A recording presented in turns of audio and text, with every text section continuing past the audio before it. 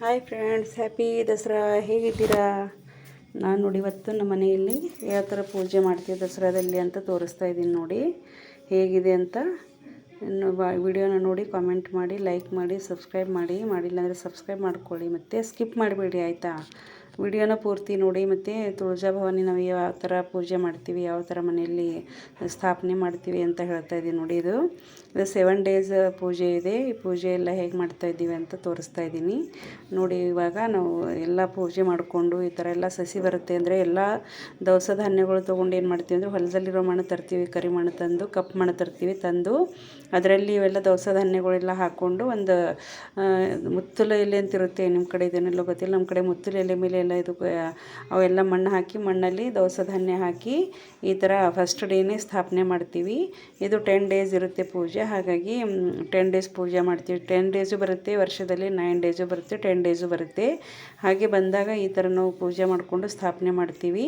ಮತ್ತು ಇವಾಗ ಈ ಥರ ಡೈಲಿ ನೀರು ಹಾಕೋದು, ಪೂಜೆ ಮಾಡೋದು ಮಾಡ್ತೀವಿ. ಹಾಗಾಗಿ ಇದು ಈ ಥರ ಸಸಿ ಬೆಳೆಯುತ್ತೆ ನೋಡಿ. ಚೆನ್ನಾಗಿ ಬಂದಿದೆ ಸಸಿ, ಸೂಪರಾಗಿದೆ. ನೋಡೋಕ್ಕಂತೂ ಸೂಪರಾಗಿ ಕಾಣಿಸ್ತಾ ಇದೆ. ಹಚ್ಚ ಹಸಿರಿದೆ ನೋಡಿ. ಒಂದು ಕಡೆ ನಾನು ತುಪ್ಪದ ದೀಪ ಹಚ್ಚಿದ್ದೀನಿ, ಮತ್ತು ಒಂದು ಕಡೆ ಎಣ್ಣೆ ದೀಪ ಹಚ್ಚಿದ್ದೀನಿ. ಎರಡೂ 9 ದಿವಸ ಕಂಟಿನ್ಯೂ ಉರಿಲೇಬೇಕು, ಇಲ್ಲಾಂದರೆ ದೀಪ ಹಾರೋ ಆಗಿಲ್ಲ. ಅಂದರೆ ದೀಪ ಹಾರಿದರೆ ಏನೋ ಒಂದು ಕೆಟ್ಟ ಘಟನೆ ನಡೆಯುತ್ತೇನೋ ಅಂತ ನಂಬಿಕೆ ನಮ್ಮ ಹತ್ರ. ಹಾಗಾಗಿ ದೀಪ ಹಾರೋಕ್ಕೆ ಬಿಡೋದಿಲ್ಲ, ಅದು ಕಂಟಿನ್ಯೂಸ್ ಆಗಿ ನಡೀತಾ ಇರುತ್ತೆ. ಅಂದರೆ ದೇವಿ ಹೆಸರು ಮೇಲೆ ಅಂತ ದೀಪ ಹಾಕ್ತೀವಲ್ವ, ದೀಪ ಕಂಟಿನ್ಯೂಸ್ ಆಗಿ ಇರುತ್ತೆ. ಫಸ್ಟ್ 5 ಡೇಸು ಎಣ್ಣೆ ದೀಪ ಇರುತ್ತೆ, ಆಮೇಲೆ 5 ಡೇಸ್ ಆದ ನಂತರ ಮತ್ತೆ ತುಪ್ಪದ ದೀಪ ಇರುತ್ತೆ. ಹೀಗೆ ಮಾಡ್ತೀವಿ ನೋಡಿ, ಪೂಜೆ ಮಾಡ್ತೀವಿ. ನನ್ನ ಮಕ್ಕಳೆಲ್ಲ ಆರತಿಗೆ ಬೆಳಗ್ತಾ ಇದ್ದಾರೆ ನೋಡಿ. ಡೈಲಿ ಬೆಳಿಗ್ಗೆ ಮತ್ತು ಸಂಜೆ ನಾವು ಆರತಿ ಬೆಳಗ್ತೀವಿ. ಅಂದರೆ ಪೂಜೆ ಮಾಡೋದು, ಆರತಿ ಬೆಳಗೋದು ಮಾಡ್ತೀವಿ. ಮತ್ತು ದೇವಿ ಹಾಡ್ತೀವಿ, ಹಾಡಿ ದೇವಿಗೆ ಆರತಿ ಮಾಡ್ತೀವಿ. ಮಕ್ಕಳು ಮಾಡ್ತಾಯಿದ್ದಾರೆ ನೋಡಿ, ಈ ಥರ ಮಾಡ್ಕೋತಾ ಇದ್ದೀವಿ. ಮತ್ತು ಚೆನ್ನಾಗಿರುತ್ತೆ ಪೂಜೆ. ಒಂದು ವಾರ ಹೇಗೆ ಕಳೆದು ಹೋಗುತ್ತೋ ಗೊತ್ತೇ ಆಗೋದಿಲ್ಲ, ಆ ಥರ ಆಗುತ್ತೆ. ಮತ್ತು ತುಂಬ ಖುಷಿ ಬರುತ್ತೆ. ಮತ್ತು ದೇವ್ರ ಜಗಲಿ ಮೇಲೆ ನೋಡೋಕ್ಕೆ ತುಂಬ ಒಂದು ಸಂತೋಷ ಆಗುತ್ತೆ. ಈ ಥರ ಇರುತ್ತಲ್ವ, ಚೆನ್ನಾಗಿ ಕಾಣಿಸುತ್ತೆ. 9 ದಿವಸ 10 ದಿವಸ ಆದಮೇಲೆ ತೆಗಿತೀವಲ್ಲ, ತುಂಬ ಒಂಥರ ಬೇಜಾರಾಗುತ್ತೆ. ಅಂದರೆ ದೇವಿ ಸ್ಥಾಪನೆ ಮಾಡಿದಿರುತ್ತಲ್ಲ, ಚೆನ್ನಾಗಿ ಕಾಣಿಸ್ತೆ ದೇವ್ರ ಜಗಲಿ ಮೇಲೆ. ಇವಾಗ ತೆಗೆದ ಮೇಲೆ ಎಲ್ಲ ಖಾಲಿ ಖಾಲಿ ಕಾಣಿಸುತ್ತೆ ನೋಡಿ. ಇವಾಗ ಈ ಥರ ಎಲ್ಲ ಪೂಜೆ ಮಾಡಿಕೊಂಡು ಸಾಯಂಕಾಲ ಪೂಜೆ ಮಾಡ್ತಾಯಿದ್ದೀವಿ. ಡೈಲಿ ಬೆಳಿಗ್ಗೆ ಮತ್ತು ಸಾಯಂಕಾಲ ಪೂಜೆ ಮಾಡ್ತಾ ಇರ್ತೀವಿ. ಮತ್ತು ಹಾಡು ಹಾಡೋದು, ಆರತಿ ಹಾಡೋದು ಎಲ್ಲ ಮಾಡ್ತೀವಿ.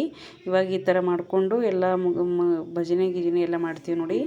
ಚೆನ್ನಾಗಿರುತ್ತೆ. ಜಾಗರಣೆ ಮಾಡ್ತೀವಿ, 12 ತನಕ ಕೂಡೋದು, ದೀಪ ನೋಡೋದು, ಈ ಥರ ಎಲ್ಲ ಮಾಡ್ತೀವಿ. ಆಚರಣೆ ಚೆನ್ನಾಗಿರುತ್ತೆ. ದಸರಾದಲ್ಲಿ 9-10 ದಿವಸ ಹೇಗೆ ಕಳೆದು ಹೋಗುತ್ತೋ ಅನ್ನೋದೇ ಗೊತ್ತಿರಲ್ಲ.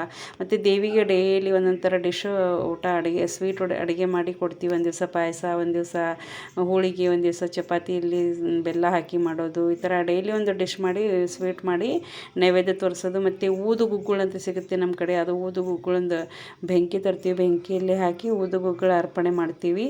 ನನ್ನ ಮಗಳು ಆರತಿ ಮಾಡ್ತಾ ಇದ್ದಾಳೆ ನೋಡಿ ಇವಾಗ. ಮತ್ತು ಅವತ್ತಿಂದ 7ನೇ ದಿವಸ ಆದಮೇಲೆ 9 ದಿವಸಕ್ಕೆ, ಅಂದರೆ 9 ದಿವಸಕ್ಕೆ ಉಪವಾಸ ಇರ್ತೀವಿ ನಾವು. ಉಪವಾಸ ಇದ್ದು ಈ ಥರ ಪೂಜೆ ಮಾಡಿಕೊಂಡು ಈ ಥರ ಜಗಲಿ ಮೇಲೆ ತರಗ ಅಂತ ಕಟ್ತೀವಿ. ತರಗ ಅಂತ ಕಟ್ತಾರೆ ನಮ್ಮ ಕಡೆ, ಅದು ಉಪವಾಸದ ಕಟ್ತೀವಿ ನೋಡಿ. ಅದೇ ಮಾಡಿದ್ದೀನಿ ನೋಡಿ ಇವಾಗ. ನೋಡಿ ಇಲ್ಲಿ ಅಂದರೆ ಗೋಧಿ ಹಿಟ್ಟಿನಲ್ಲಿ ಬೆಲ್ಲ ಹಾಕಿ, ಮತ್ತು ಗೋಧಿ ಹಿಟ್ಟನ್ನು ಜರಡಿ ಹಿಡ್ಕೊಂಡು ಅದರಲ್ಲಿ, ಮತ್ತು ಬೆಲ್ಲದಲ್ಲಿ ನೀರಿನ ಪಾಕ ಮಾಡ್ಕೊಂಡು ಅದರಲ್ಲಿ ಹಿಟ್ಟಿನಲ್ಲಿ ಹಾಕಿ ಚೆನ್ನಾಗಿ ನಾದ್ಕೊಂಡು ಈ ಥರ ಸಣ್ಣ ಸಣ್ಣ ಬಿಲ್ಲೆ ಮಾಡಿಕೊಂಡು ಎಣ್ಣೆಯಲ್ಲಿ ಕರಿತೀವಿ. ಕರೆದು ಇಲ್ಲಿ ದೇವ್ರ ಮುಂದೆ ಕಟ್ತೀವಿ ನೋಡಿ. ಈ ಥರ ಅರ್ಪಣೆ ಮಾಡ್ತೀವಿ ದೇವರಿಗೆ.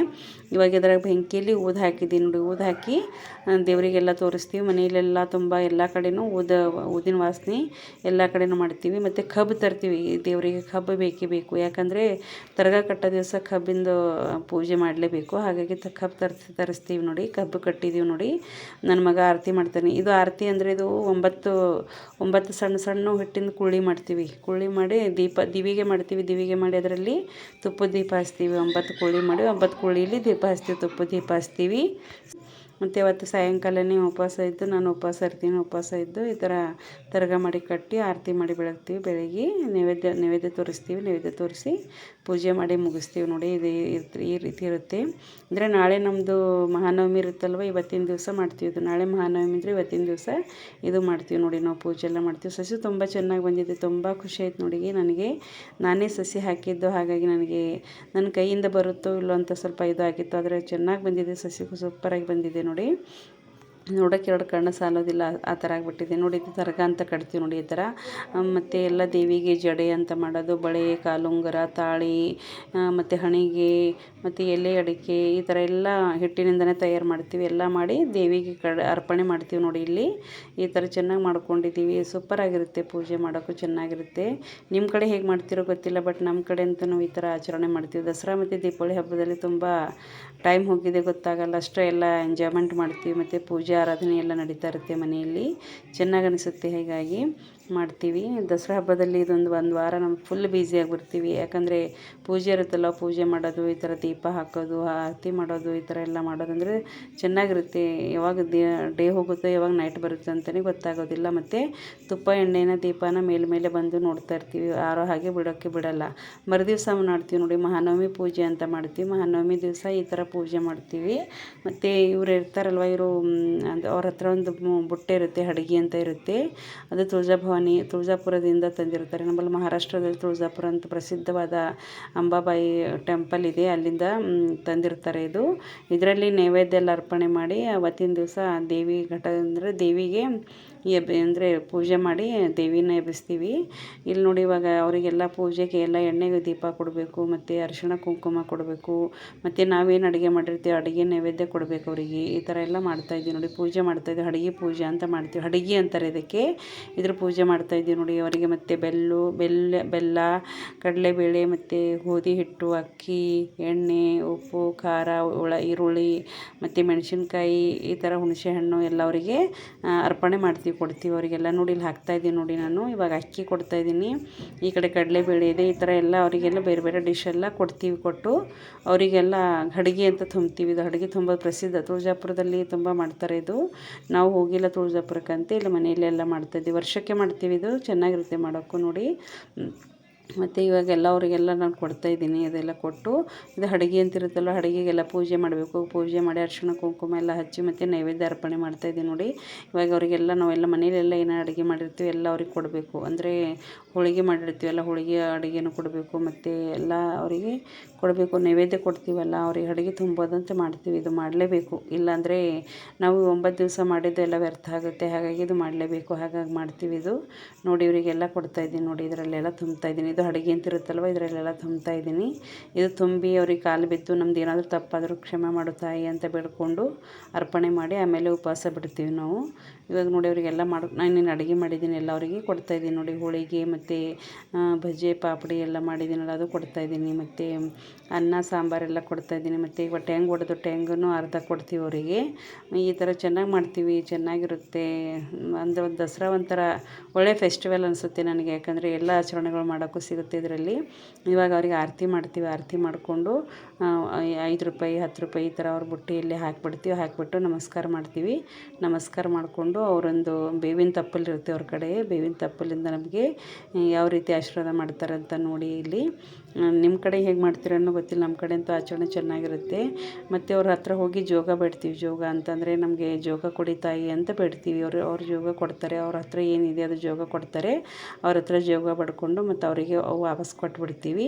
ಇವಾಗ ನೋಡಿ ನಾನು ಅಡುಗೆಗೆ ಆರತಿ ಮಾಡ್ತಾಯಿದ್ದೀನಿ. ಆರತಿಗೆ ಮಾಡಬೇಕು ಅಂದರೆ ಎಲ್ಲ ನೈವೇದ್ಯ ಕೊಟ್ಟ ಮೇಲೆ, ಮತ್ತು ಅಕ್ಕಿ ಹಿಟ್ಟು ಎಲ್ಲ ಕೊಟ್ಟ ಮೇಲೆ, ಮತ್ತು ಆರತಿ ಅದರ ಬುಟ್ಟಿಯಲ್ಲಿ ಒಂದು 10 ರೂಪಾಯಿ 5 ರೂಪಾಯಿ ಈ ಥರ ದುಡ್ಡು ಹಾಕಿ ಈ ಥರ ಆರತಿ ಮಾಡಬೇಕು. ಆರತಿ ಮಾಡಿದಾಗ ಅವ್ರ ಕೈಯಲ್ಲಿ ಬೇವಿನ ತಪ್ಪಲಿದೆ ನೋಡಿ, ಆ ಬೇವಿನ ತಪ್ಪಲಿಂದ ನಮಗೇನು ಮಾಡ್ತಾರೆ ಅಂದರೆ ಬೆನ್ನ ಮೇಲೆ ಎಲ್ಲ ಬಡಿತಾರೆ. ಅಂದರೆ ನಮ್ಮಲ್ಲಿ ಏನಾದರೂ ರೋಗ ರುಜಿನಗಳು ಇದ್ದರೂ ಹೋಗ್ತವೆ ಅಂತ ನಂಬಿಕೆ ಇದೆ. ಅದರಿಂದ ಅವರು ಈ ಥರ ನಾವು ಆರತಿ ಮಾಡಿ ಕಾಲು ಬಿದ್ದರೆ ನಮಗೆ ಈ ಥರ ಅವರು ಬೇವಿನ ತಪ್ಪಲಿಂದ ಆಯುರ್ದಾವು ದೇವುದೇ ಅಂತ ಅದು ಆಶೀರ್ವಾದ ಮಾಡ್ತಾರೆ. ತಪ್ಪಲಿಂದ ಬಡಿತಾರೆ ಬೆನ್ನಲ್ಲಿ. ಅಂದರೆ ನಮ್ಮ ಹತ್ರ ನಮಗೆ ಏನಾದರೂ ರೋಗ ರುಜಿನಗಳಿದ್ರೂ ಹೋಗಿಬಿಡುತ್ತೆ, ಕೆಟ್ಟದ್ದು ಏನಾದರೂ ಇದ್ರೂ ಹೋಗಿಬಿಡುತ್ತೆ. ಈ ಥರ ಮಾಡ್ತಾರೆ ನೋಡಿ. ನನ್ನ ಚಿಕ್ಕ ಮಗ ಅದನ್ನು ಚಿಕ್ಕ ಮಗನಿಗೆ ಮಾಡ್ತಾಯಿದ್ದಾರೆ ನೋಡಿ, ಬೆನ್ನ ಮೇಲೆ ಬಡಿತಾ ಇದ್ದಾರೆ ಈ ಥರ. ಅಂದರೆ ಮೈಯಲ್ಲಿ ಏನೇ ದೋಷ ಇದ್ದರೂ ಹೋಗಿಬಿಡುತ್ತೆ ಅಂತ ನಂಬಿಕೆ ಇದೆ, ಹಾಗಾಗಿ ಮಾಡ್ತೀವಿ. ಇದು ಎಲ್ಲರೂ ಆ ಬುಟ್ಟಿಗೆ ನಮಸ್ಕಾರ ಮಾಡಿ ದುಡ್ಡು ಕೊಟ್ಟು ನಮಸ್ಕಾರ ಮಾಡಿ ಆರತಿ ಮಾಡ್ತೀವಿ. ಆರತಿ ಮಾಡಿದರೆ ಅವರು ಈ ಥರ ತೊಗೊಂಡು ನಮಗೆ ಬೆನ್ನ ಮೇಲೆ ಹೊಡಿತಾರೆ, ಎಲ್ಲರಿಗೂ ಹೊಡಿತಾರೆ ನೋಡಿ. ಈ ಥರ ಚೆನ್ನಾಗಿ ಆಗುತ್ತೆ, ಪೂಜೆನೂ ಚೆನ್ನಾಗಿರುತ್ತೆ. ಮತ್ತು ಇದು ಮಾಡೋವಾಗ ನಾವು ಏನಾದರೂ ತಪ್ಪಾಗಿದೆ ಆದರೂ ತಾಯಿ ನಮ್ಗೆ ಕ್ಷಮೆ ಮಾಡು ಅಂತ ಬೇಡ್ಕೊಂಡು ಅದು ಅರ್ಪಣೆ ಮಾಡ್ತೀವಿ. ಮತ್ತು ದೇವಿ ತುಂಬ ಸ್ಟ್ರಾಂಗ್ ಇದೆ ಅಲ್ವಾ, ಹಾಗಾಗಿ ಭಯ ಇರುತ್ತೆ ನಮಗೆ. ಹಾಗಾಗಿ ಏನಾದರೂ ತಪ್ಪಾದ್ರೂ ನಮಗೆ ಕ್ಷಮೆ ಮಾಡು ತಾಯಿ ಅಂತ ಬೇಡ್ಕೊಂಡು ಎಲ್ಲ ಅರ್ಪಣೆ ಮಾಡಿ ಅವತ್ತಿನ ದಿವಸ ದೇವಿ ಪೂಜೆ ಎಲ್ಲ ಮುಗಿಸ್ತೀವಿ. ಹತ್ತನೇ ದಿವಸನೂ ಬರುತ್ತೆ, ಒಮ್ಮೊಮ್ಮೆ 11 ದಿವಸನೂ ಬರುತ್ತೆ. ಹಾಗಾಗಿ 10 ದಿವಸ ಬಂದರೆ 10 ದಿವಸ ಮಾಡ್ತೀವಿ, 11 ದಿವಸ ಬಂದರೆ 11 ದಿವಸ ಮಾಡ್ತೀವಿ.